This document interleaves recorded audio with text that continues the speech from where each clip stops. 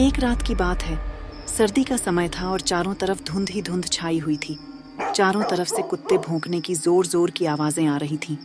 उसी समय जंगल के रास्ते कुणाल और यश नाम के दो दोस्त आ रहे होते हैं। कितनी ठंड है यश, आज तो हाथ जमे जा रहे हैं बाप रे। इतनी ठंड तो कई सालों बाद आई है। सही बात बोल रहे हो कुणाल भाई, मेरा तो शरीर अकड़ा जा रहा है। और ऊपर से धुंध भी तो देखो, ऐसा लगता है जैसे कोई भयानक फिल्म देख रहे हो, भूतों वाली। यश ऐसी बात मत करो, मुझे बहुत डर लगता है। वो दोनों ऐसे बात करते हुए जा रहे होते हैं कि तभी एकदम से एक धुंध का गुब्बार आता है और यश उसमें गायब हो जाता है। लेकिन कुणाल को पता नहीं चलता और वह बात करता हुआ आगे चलता जाता है। अरे यश, यश कहाँ गया यश? ओ यश कहाँ हो भैया? तुम कहीं दिखाई नहीं दे रहे, कहाँ गायब हो गए यश? लेकिन उसे यश की कोई आवाज सुनाई नहीं देती। डर के मारे भागने लगता है। ये क्या हो रहा है? कहाँ चला गया यश?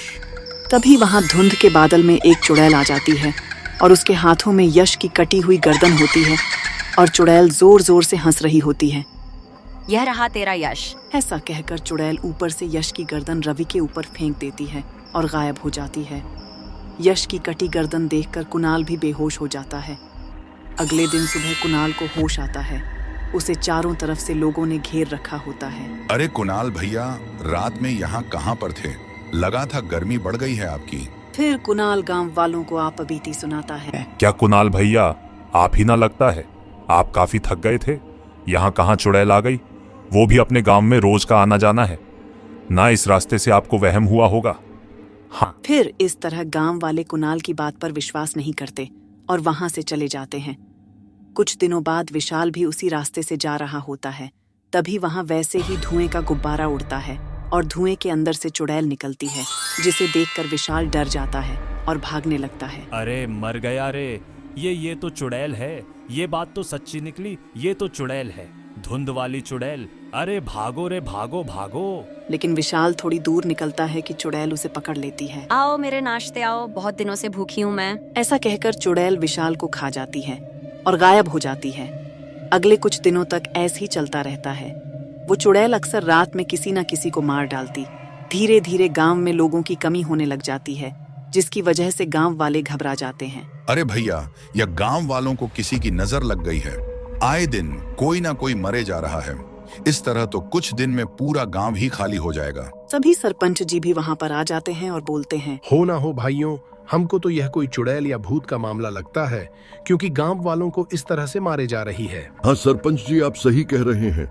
मैंने तो पहले ही बोला था कि यह चुड़ैल का मामला है और मैंने तो अपनी आंखों से चुड़ैल को देखा था, लेकिन आप लोगों ने मेरी बात पर विश्वास नहीं किया। फिर गांव वाले मिलकर फैसला लेते हैं कि रात में कोई भी ना तो बाहर जाएगा और ना ही कोई आएगा। उधर चुड़ैल को कई दिनों तक कोई शिकार नहीं मिलता और परेशान होकर वह गांव के अंदर पहुंच जाती है। उसके चारों तरफ धुंध के बादल होते हैं। गांव वालों, कब तक बचोगे मुझसे? मैं धुंध की चुड़ैल हूँ। जिस दिन मेरे शिकंजे में आए, बस उसी दिन मेरा खाना बनोगे। देखती हूँ कब तक बचते हो तुम लोग। ऐसा कहकर चुड़ैल धुएं में गायब हो जाती है। अगले दिन गांव वाले एक जगह इकट्ठे होते हैं और रात की घटना पर बात करते हैं। भैया, अब तो पक्का हो गया है कि ये चलवा का मामला है और वह हम सबको मार के खा जाएगी। हमको उससे बचने का रास्ता निकालना पड़ेगा। देखो देखो, गांव वालों, ऐसे डरने से काम नहीं होगा। हम सबको मिलकर के इस समस्या का कुछ समाधान निकालना पड़ेगा। हाँ। तभी वहाँ कुणाल एक तांत्रिक के साथ आता है और तांत्रिक गांव वालों से बोलता है, गांव वालों, यह चुड़ैल बहुत शक्तिशाली है। ये इतनी आसानी से काबू नहीं आएगी और जल्दी ही कुछ ना किया गया तो यह सारे गांव को अपना शिकार बना लेगी।